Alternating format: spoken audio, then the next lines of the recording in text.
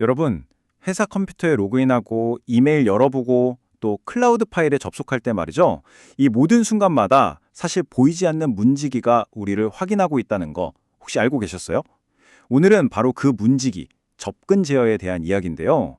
이게 뭐 복잡하게 들릴 수도 있지만 걱정 마세요. 알고 보면 누가 어떤 문을 열쇠를 가질 자격이 있는가에 대한 아주 흥미로운 이야기거든요. 만약에 이 모든 걸 관리하는 시스템이 없다면 어떻게 될까요? 모든 건 바로 이 질문에서 시작돼요. 우리가 사는 이 디지털 세상에서 대체 누가 무슨 기준으로 이 열쇠들을 나눠줘야 할까요? 이 간단해 보이는 질문이 사실은 수십억 달러짜리 문제의 핵심이라는 거죠. 자, 지금 우리가 너무나 당연하게 생각하는 이 역할이라는 개념이 없던 시절로 한번 돌아가 볼까요? 그 당시 접근 제어의 세계는요, 정말 말 그대로 혼돈 그 자체거나 아니면 완전 꽉 막힌 경직성, 그 사이에서 갈피를 못 잡고 있었거든요. 왜 새로운 영웅이 필요했는지 그 절박했던 배경부터 먼저 살펴볼게요. 과거에는 크게 두 가지 아주 극단적인 방식이 있었어요. 첫 번째 방식 다객은 뭐랄까, 모든 사람한테 자기 집 열쇠를 마음대로 복제하게 해주는 거랑 비슷해요. 엄청 유연하긴 한데 회사 같은 큰 조직에서 이러면 누가 무슨 열쇠를 가졌는지 알 수가 없으니 완전 대혼란이 벌어지는 거죠.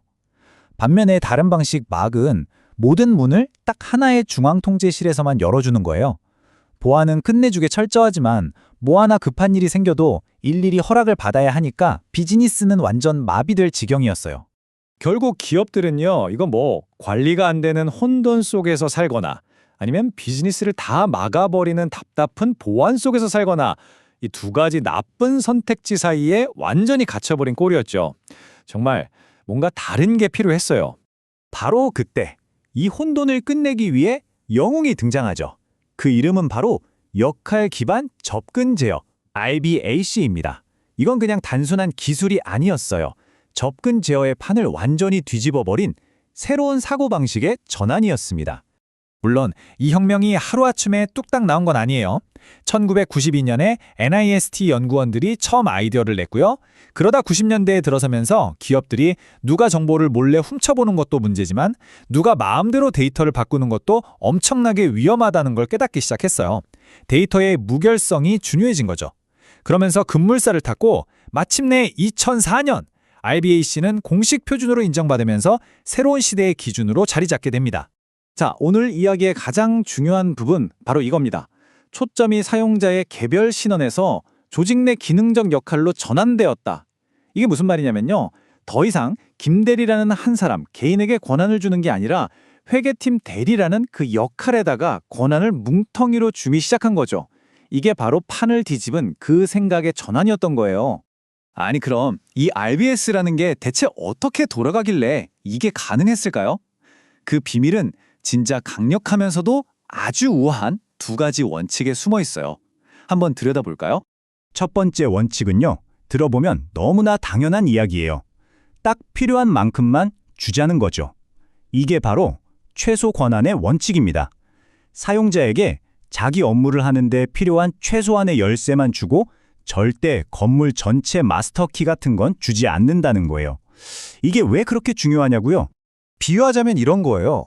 내가 내 사무실 문을 여는 열쇠는 받지만 건물 전체를 다 열 수 있는 마스터키는 못 받는 거랑 똑같은 거죠.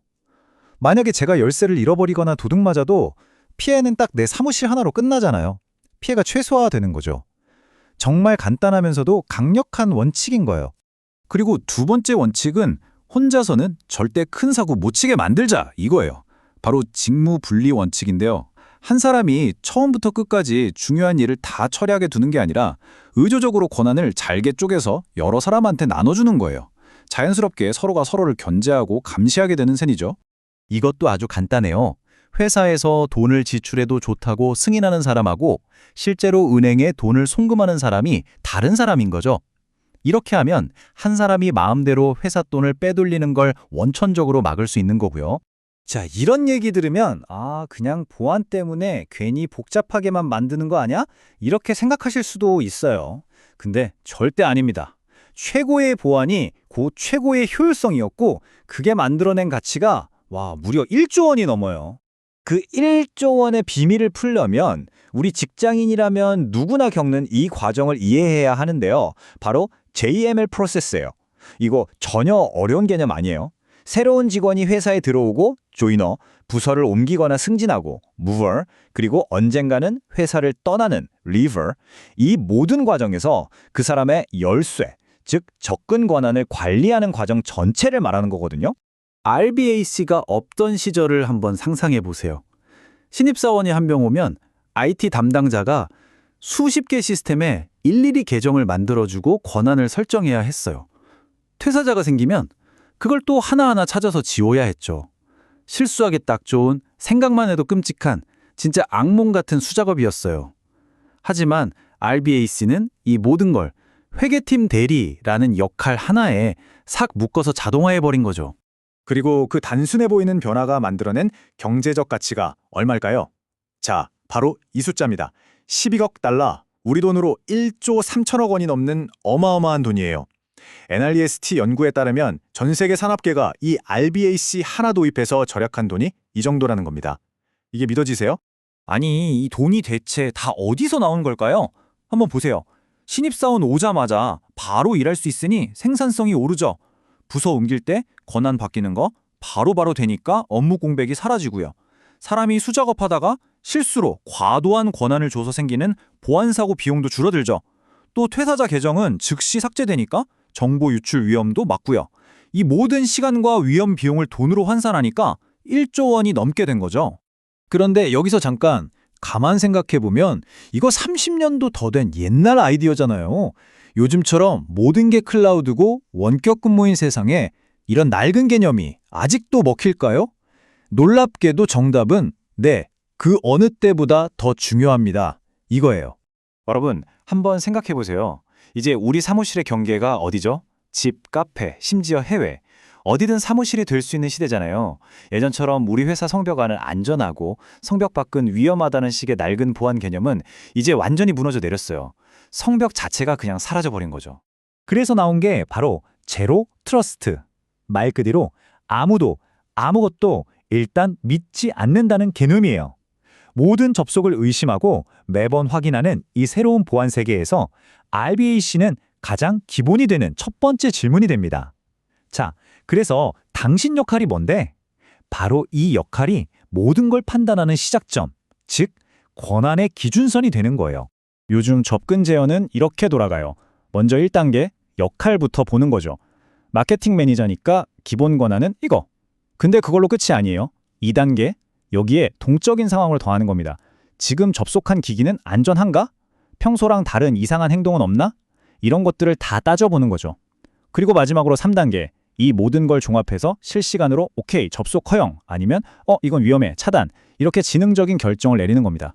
정적인 역할과 동적인 상황이 멋지게 결합하는 거죠. 자, 오늘 우리가 살펴본 세 가지 모델을 한번 정리해 볼까요?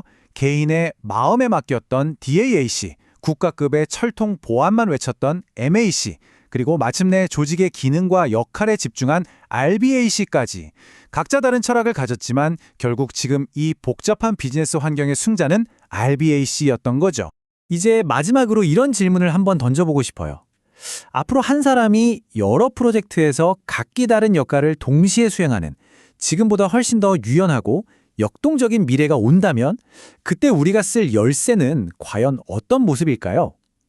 접근 제어의 다음 혁신은 무엇이 될까요? 한 가지 분명한 건 그 미래 역시 RBAC라는 이 튼튼한 기반 위에서 시작될 거라는 점이죠. 오늘 이야기는 여기까지입니다. 들어주셔서 감사합니다.